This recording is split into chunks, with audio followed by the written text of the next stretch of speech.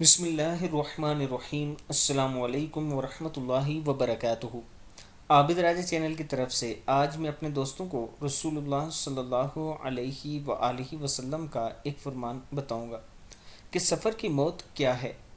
اس پر رسول اللہ صلی اللہ علیہ وآلہ وسلم نے کیا ارشاد فرمایا۔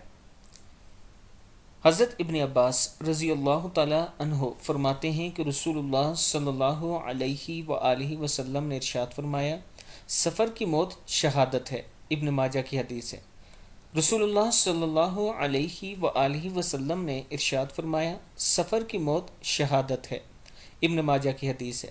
میں اپنے دوستوں سے گزارش کروں گا کہ اللہ تعالیٰ کے حضور دعا کیا کریں کہ اللہ تعالیٰ ہمیں بھی سفر کی موت دے، اور اللہ سے یہ بھی دعا کیا کریں کہ اللہ ہمیں شیطان مردود سے پناہ دے، اور استغفار کرتے رہا کریں، اور اللہ سے جنت الفردوس مانگا کریں۔